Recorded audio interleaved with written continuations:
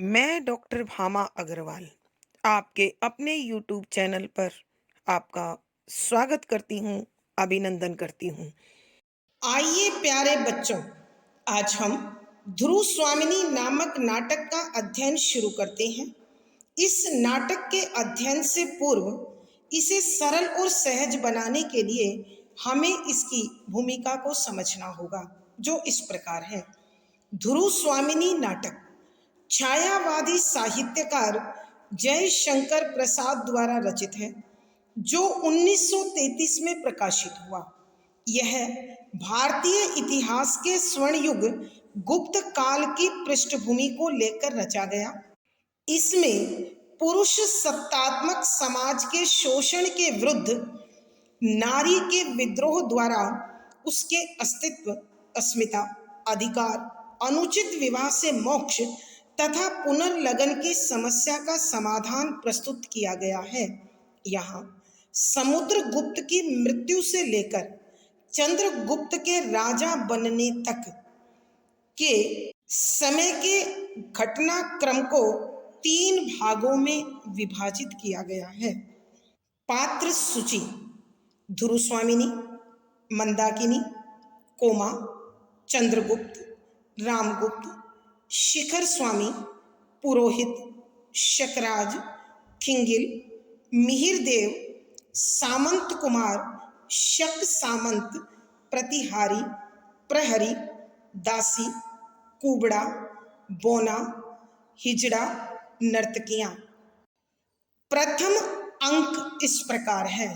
द्वितीय दृश्य के कुछ स्मरणीय बिंदु इस प्रकार हैं। नंबर 1, दूसरे दृश्य के आरंभ में शक दुर्ग के बगीचे में कोमा बड़े प्रेम से पौधों की देखभाल कर रही है। नंबर 2, कोमा अपने हृदय में समाये शकराज के प्रेम से पुलकित यौवन को बसंत का उत्सव मानती है और अपने मनोभाव एक गीत के रूप में व्यक्त करती है। नंबर 3, तभी शकराज अपने ख्यालों में खोया हुआ नग्न तलवार हाथ में लिए वहां आकर टहलने लगता है, मगर कोमा को नहीं देखता। नंबर 4, शकराज के टहलने की आहट से कोमा को उसके आने का पता चलता है। नंबर 5, जहां कोमा शकराज से अनन्य प्रेम करती है, वहां शकराज उसे विलास की सहचरी मानता है और वाग्दत्ता कहकर फुसलाई रखता है। नंबर 6, शकराज खिंगिल के न आने से चिंतित है, अतः कोमा से मदिरा मांगता है। नंबर 7, तभी खिंगिल आकर रामगुप्त द्वारा शर्तों के मानने की सूचना देता है। नंबर 8, शर्तों की स्वीकृति से प्रसन्न शकराज शक सामंतों के साथ अत्यधिक मदिरा और नृत्य के साथ विजय उत्सव मनाता है। नंबर 9, रात्रि बढ़ने के साथ साथ ध्रुव स्वामिनी के लिए शकराज की बेचैनी बढ़ने लगती है।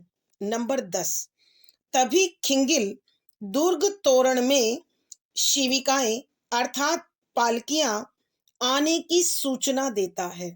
नंबर 11, खिंगिल शकराज से ध्रुव स्वामिनी की एकांत में मिलने की इच्छा के विषय में बताता है। नंबर 12, शकराज ध्रुव स्वामिनी का मजाक उड़ाते हुए उसकी इच्छा स्वीकार कर एकांत में मिलने को राजी हो जाता है। नंबर 13, कोमा शकराज को समझाते हुए कहती है कि आज तुम एक स्त्री को अपने पति से विच्छिन्न कराकर अपने गर्व की तृप्ति के लिए कैसा अनर्थ कर रहे हो और नाराज होती है। नंबर 14, शकराज इस दुष्कर्म को राजनीतिक प्रतिशोध कहकर टालता है। नंबर 15, शकराज कोमा के इस वार्ता के समय आचार्य मिहिरदेव आ जाते हैं और वह इस दुष्कर्म को अनुचित ठहराते हैं। नंबर 16, कामुक शकराज उनकी अवहेलना करता है तो वो जाने लगते हैं।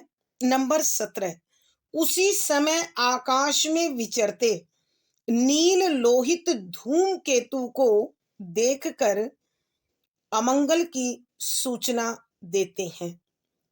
नंबर 18, ध्रुव स्वामिनी के वेश में चंद्रगुप्त और ध्रुव स्वामिनी शकराज के समक्ष असली ध्रुव स्वामिनी होने का नकली दावा कर उसे भ्रमित करते हैं। नंबर 19, तभी चंद्रगुप्त असली वेश में आकर शकराज को द्वंद्व युद्ध के लिए ललकारता है। नंबर 20, शकराज मारा जाता है तभी मगध सामंत किले पर अधिकार कर लेते हैं। नंबर 21, सभी ध्रुव स्वामिनी की जय हो के नारों के साथ दुर्ग में प्रवेश करते हैं और पर्दा गिरता है। आइए प्यारे बच्चों, अब हम इस दूसरे अंक के पदों की व्याख्या के द्वारा इसकी विषय वस्तु को समझने की कोशिश करते हैं। पद संख्या 17, अस्ताचल पर युवती संध्या की खुली अलग घुंघराली है, लो मानिक मदिरा की धारा अब बहने लगी निराली है, भरली पहाड़ियों ने अपनी झीलों की रत्नमयी प्याली है, झुक चली चूमने वलरियों से लिपटी तरु की डाली है। प्रसंग, प्रस्तुत पंक्तियां छायावादी साहित्यकार श्री जयशंकर प्रसाद जी द्वारा रचित ध्रुव स्वामिनी नामक नाटक के दूसरे अंक से ली गई है।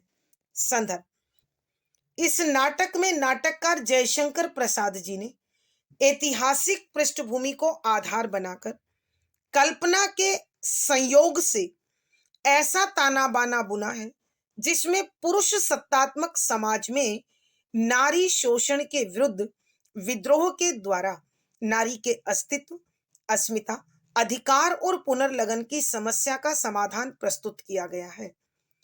यहाँ उस घटना का उल्लेख है जिसमें खिंगिल के द्वारा शकराज जब यह बात सुनता है, यह समाचार प्राप्त करता है कि रामगुप्त ने संधि की सभी शर्तों को स्वीकार कर लिया और बहुत शीघ्र ध्रुव स्वामिनी व मगध सामंतों की स्त्रियां शक दुर्ग में आने वाली हैं, तो शकराज की प्रसन्नता का ठिकाना नहीं रहता और वह सोने की झांझ वाली नृत्य का आयोजन कराता है। यहाँ नाचने वाली स्त्रियां जो गीत गा रही हैं उसी का वर्णन है। व्याख्या, शब्दों के अर्थ साथ साथ। यहाँ जब शकराज संधि की शर्तों की स्वीकृति की सूचना पाता है तो वह खुशी से पागल हो जाता है और अपनी इसी खुशी को मनाने के लिए नाच गाने का आनंद उठाना चाहता है। तो नाचने वाली वो स्त्रियां, नर्तकियां गाते हुए कहती हैं कि अस्ताचल अर्थात पश्चिम दिशा, कि जहां सूरज चलते चलते अस्त हो रहा है, पर ऊपर युवती यौवना संध्या श्याम की खुली खुली हुई अलग बाल घुंघराली घुंघराले हैं कि शाम ढलने लगी है, अर्थात सूरज पश्चिम दिशा की ओर जाने लगा है, इसलिए शाम ढलने लगी है और यह युवती सांझ संध्या अपनी खुले हुए काले घुंघराले बालों से यहाँ पृथ्वी पर छाने लगी है, अर्थात धीरे धीरे गहरी रात होने चली है। लो मानिक मदिरा की धारा अब बहने लगी निराली है कि लो देखो, अब सोने के कलश में यह शराब धारा के रूप में बड़े अद्भुत तरीके से बहने लगी है। अर्थात कहने का भाव यह है कि इस काली अंधियारी रात में जब सूरज पश्चिम दिशा में डूब रहा है, तब सोने के कलश में डली हुई यह शराब धारा के रूप में बड़े अद्भुत तरीके से बहने लगी है और इस समय भरली पहाड़ियों ने अपनी झीलों की रत्नमयी प्याली है कि इन गहरी पहाड़ियों के बीच जो झीलें हैं उनमें रात के ये जगमगाते हुए तारे ऐसे दिखाई पड़ते हैं मानो झीलें रत्नों से अपनी प्याली को भरे हुए हों। झुक चली झूमने वलरियों से लिपटी तरु की डाली हैं कि पेड़ों की ऐसी शाखाएं जिन पर अनेक लताएं लिपटी हुई हैं, वो देखो अब एक दूसरे को चूमने के लिए झुकने लगी हैं, अपने ही भार से दबने लगी हैं। अर्थात धीरे धीरे उन पर जो ओस की बूंदें बैठने लगी हैं, उस भार के कारण वो झुकाई हैं। आइए बच्चों एक बार फिर इन पंक्तियों की व्याख्या करते हैं। यहाँ वो नर्तकियां गाते हुए कहती हैं कि अब पश्चिम दिशा में दिन भर से चलता हुआ सूर्य डूबने लगा है और सांझ रूपी युवती ने अपने काले घुंघराले बालों को खोल दिया है, जिसके कारण रात अब गहरी होने लगी है। और ऐसी मादकता भरी रात में सोने के कलश में जो शराब भरी गई है, वह बड़े अद्भुत तरीके से धारा के रूप में बहने लगी है। अर्थात यहाँ नाच गाने के साथ सोने के कलश में जो शराब डाली गई है, वो इतनी अधिक मात्रा में पिलाई जा रही है मानो उनकी धारा बह रही हो। और आकाश में चमकते हुए ये सितारे इन पहाड़ों के बीच बनी हुई झीलों में अपनी परछाई के कारण ऐसे लगते हैं मानो इन झीलों ने अपनी प्यालियों को अर्थात अपने आप को हीरे ज्वारात रत्नों से भर लिया हो। और पेड़ों की शाखाओं पे और पेड़ों की उन शाखाओं पर जिनसे लताएं लिपटी हुई हैं, वो ओस की बूंदों के कारण और रात्रि में अपने फल फूलों के खिलने के कारण इस प्रकार अपने वजन से झुकने लगी हैं मानो वो एक दूसरे को चूमने के लिए बेताब हों। भावार्थ कहने का भाव यह है कि इस काली अंधियारी रात में यह नाच गाना और यह शराब माहौल को बड़ा ही मादक बना रही है। इस मादकता का असर सारे भौगोलिक परिवेश और प्रकृति पर भी दिखाई दे रहा है। विशेष यहाँ नर्तकियों ने बड़े ही भावुक शब्दों में रात की मादकता का उल्लेख किया है। शुद्ध साहित्यिक खड़ी बोली है, तत्सम प्रधान शब्दावली है, श्रृंगार रस माधुर्य गुण है, गेय शैली और संगीतात्मकता बनी हुई है। पद संख्या 18 यह लगा पिघलने मानिनियों का हृदय मृदु प्रणय रोष भरा, वे हंसती हुई दुलार भरी मधु लहर उठाने वाली हैं, भरने निकले हैं प्यार भरे जोड़े कुंजों की झुरमुट से, इस मधुर अंधेरी में अब तक क्या इनकी प्याली खाली है। प्रसंग पूर्ववत संदर्भ यहाँ जब अपनी जीत का जश्न मनाते हुए शकराज नाच गाने और मदिरा का आयोजन कराता है, तब नर्तकियां गाते हुए कह रही हैं कि व्याख्या शब्दों के अर्थ आवश्यकता के अनुसार यह लगा पिघलने मानिनियों का, पिघलने कमजोर पड़ने, नरम पड़ने, मानिनिया अपनी सुंदरता के अभिमान में चूर स्त्रियां यानी अत्यंत खूबसूरत महिलाएं, हृदय मन मृदु कोमल, प्रणय युवा प्रेम, रोष गुस्सा भरा भरा हुआ कि यह देखो इन जो खूबसूरत स्त्रियों के हृदय में, इन सुंदर स्त्रियों के हृदय में जो क्रोध भरा था, अब वो प्यार की कोमलता के कारण धीरे धीरे पिघलने लगा है। अर्थात ये कामनियां, ये स्त्रियां अपनी कोमलता को धारण कर प्रेम के आनंद में डूबने लगी हैं। वे हंसती हुई दुलार भरी मधु लहर उठाने वाली हैं कि अब वो इस प्रणय के कारण भावुक हो गई हैं, प्रसन्न होकर मुस्कुराने लगी हैं और अब बड़े प्यार के साथ, बड़ी खुशी के साथ, बड़े प्यार और दुलार के साथ अब वो यह शराब की लहर उठाने लगी हैं। अर्थात कहने का भाव यह है कि ये खूबसूरत स्त्रियां जिनके हृदय में अपनी सुंदरता पर अभिमान था, इस कोमल प्रेम के भाव के कारण पिघलने लगी हैं, अर्थात नर्म पड़ने लगी हैं और प्रणय में सहयोग देने लगी हैं। इसलिए बड़े प्यार दुलार और मुस्कुराते हुए शराब के इन प्यालों को भरकर सबको देने लगी हैं।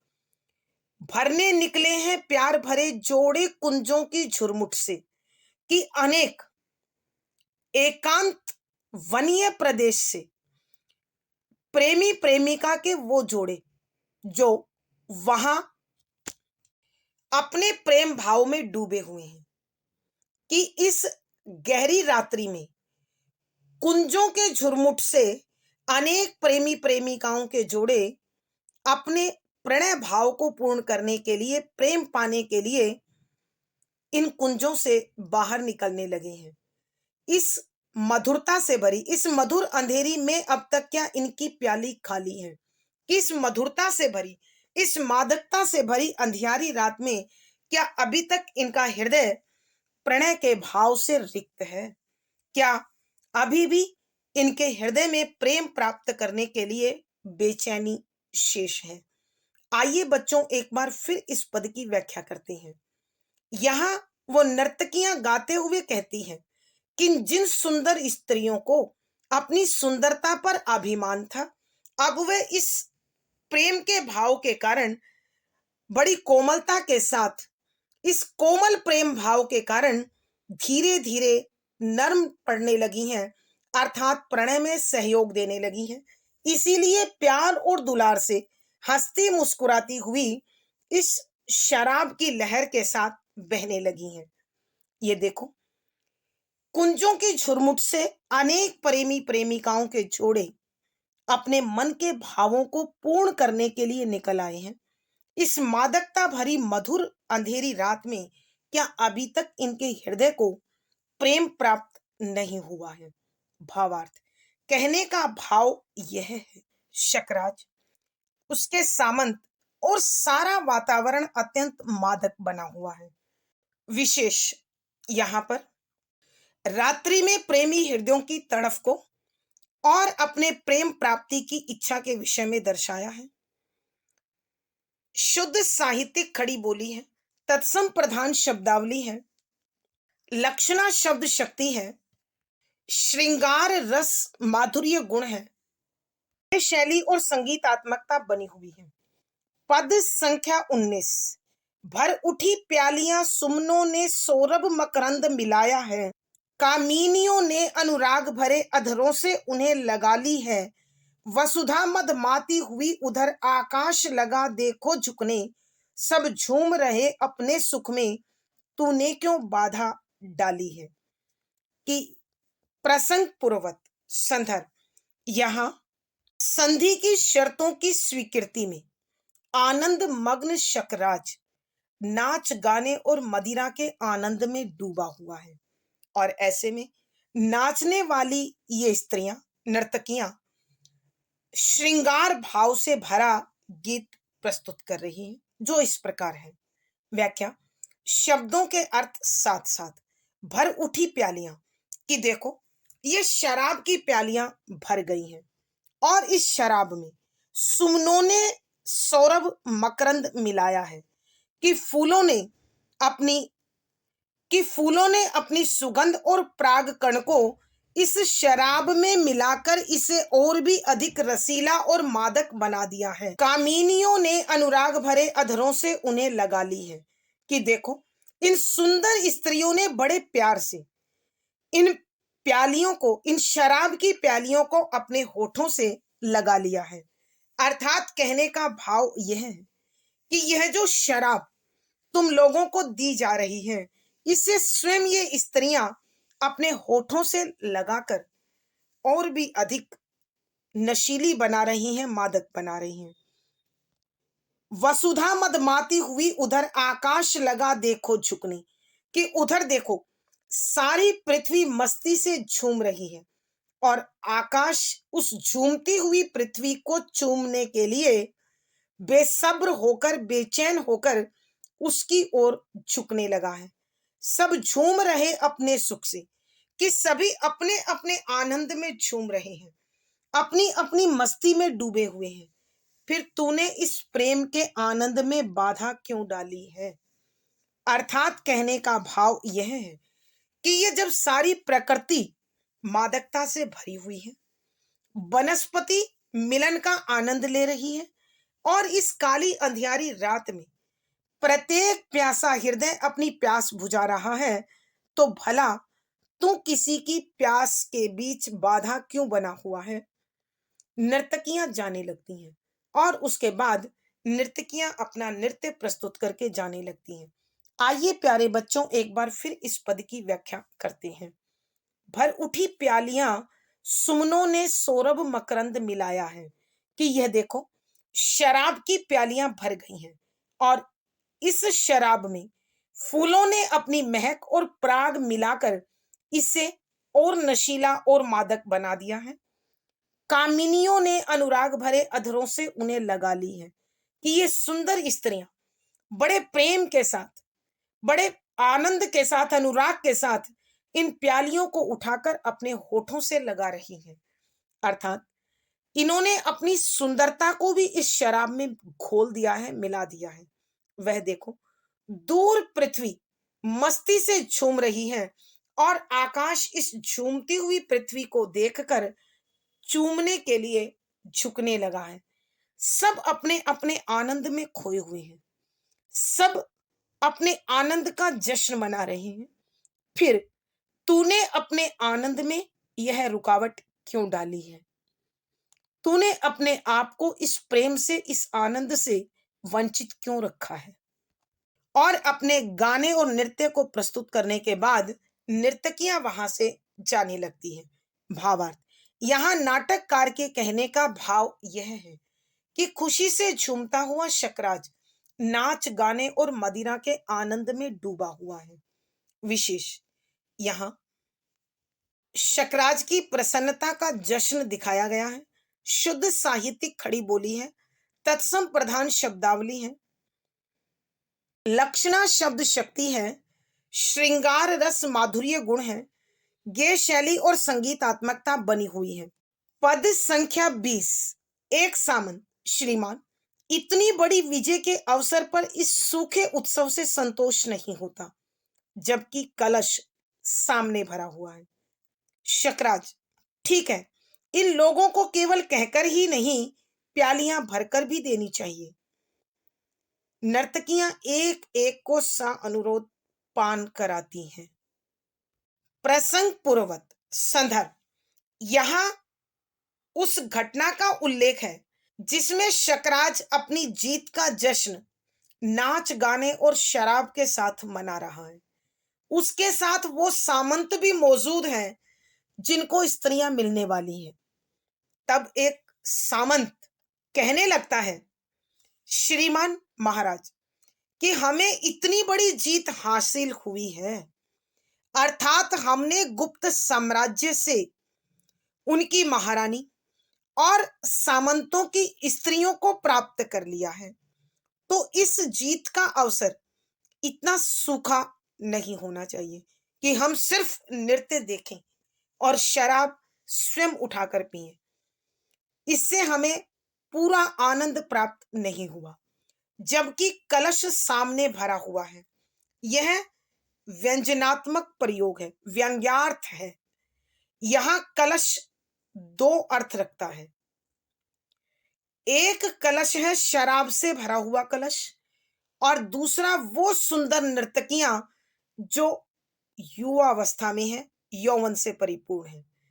तो वह सामंत अपनी विलासिता का उद्घाटन करते हुए कहता है कि महाराज, हमने जो इतनी बड़ी जीत हासिल की है कि गुप्त साम्राज्य से वहां की महारानी और मगध सामंतों की स्त्रियां हमें संधि के अनुसार मिलने वाली हैं, तो इस सूखे जश्न से आनंद नहीं आया। हमारे सामने शराब से भरा हुआ कलश भी है, और इस शराब को परोसने वाली नर्तकियां भी यौवन अवस्था में अत्यंत सुंदर हैं। तो क्यों ना ये सुंदरियां अपने हाथों से हमें शराब पिलाएं, हमें और आनंद मिले। शकराज, ठीक है कि तुम ठीक कहते हो।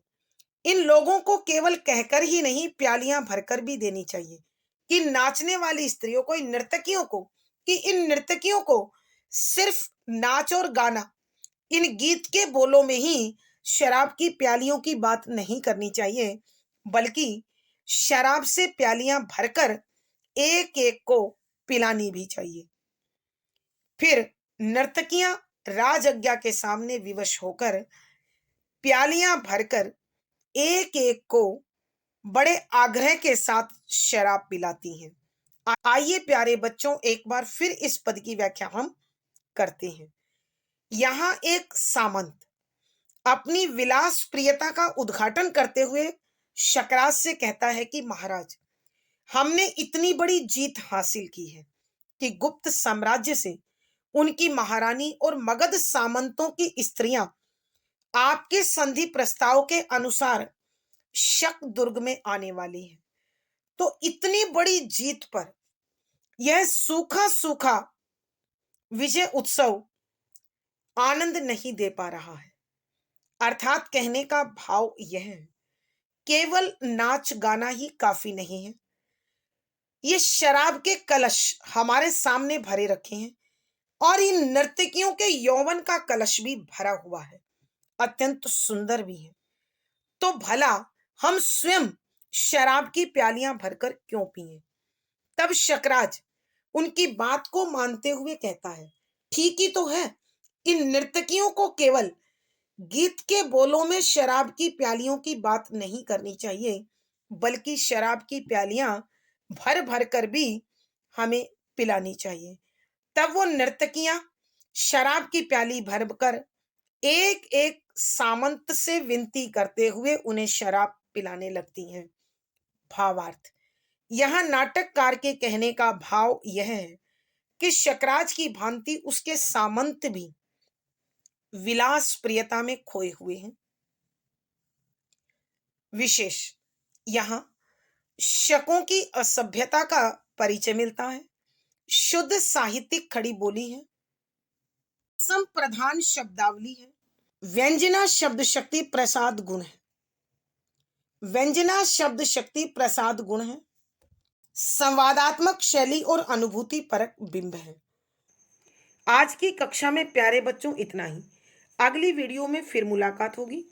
पिछली वीडियो का लिंक डिस्क्रिप्शन बॉक्स में मिल जाएगा। आशा है पढ़ा गया विषय आपको समझ में आया होगा। अपने भाव व विचार कमेंट बॉक्स में लिखें। वीडियो को लाइक करें, शेयर करें और चैनल सब्सक्राइब करें।